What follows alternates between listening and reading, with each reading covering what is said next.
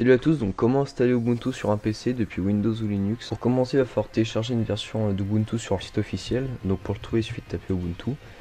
Et donc c'est le premier résultat, là, juste ici, téléchargement. Donc on va télécharger Ubuntu 16.04 en 64 bits, mais vous pouvez aussi le télécharger en 32 bits en modifiant juste le type de processeur ici. Donc ensuite, si vous êtes sous Windows, il vous faudra télécharger Linux Live USB Creator, donc qui est disponible à cette adresse. Donc qui est un .exe, donc je pourrais pas le démarrer sous Linux. Et pour savoir comment s'en servir, il y a un guide d'utilisation disponible sur le site. Sinon, si vous êtes sous Linux, il vous suffira de démarrer le créateur de clé USB de démarrage, donc qui vous affichera cet écran. Ensuite, donc là vous sélectionnez l'image d'Ubuntu, donc normalement qui se trouve dans les téléchargements. Et ensuite de sélectionner la clé USB que vous voulez et de faire créer un disque de démarrage. Voilà, donc maintenant vous avez votre clé USB qui est prête, donc tout ce qu'il vous reste à faire c'est de la mettre dans le PC que vous voulez installer sous Ubuntu, le redémarrer et en même temps qu'il démarre, appuyer plein de fois sur la touche F12. Ça devrait normalement ouvrir le menu de boot, donc vous pourrez choisir entre une clé USB, un disque ou le booter normalement sous Windows.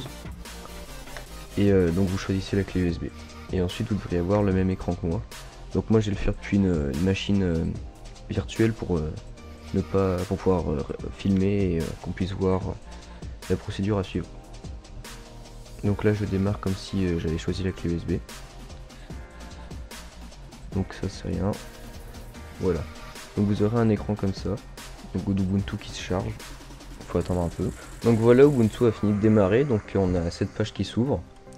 Donc pour faire l'installation, donc je vais choisir de le mettre en français. Comme ça on pourra comprendre ce qui est écrit. Donc voilà, français. Alors vous pouvez soit essayer Ubuntu, soit l'installer, en sachant que depuis essayer Ubuntu on peut l'installer avec une application. Donc moi ce que je vais faire c'est que je vais vous montrer comment l'installer directement.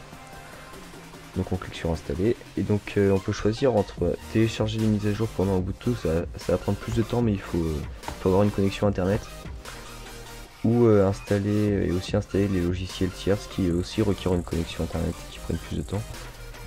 Après donc soit on efface tout le disque, vous pouvez donc soit effacer tout le disque installé Ubuntu, soit si vous avez déjà un OS comme Windows installé dessus, vous pouvez l'installer à côté.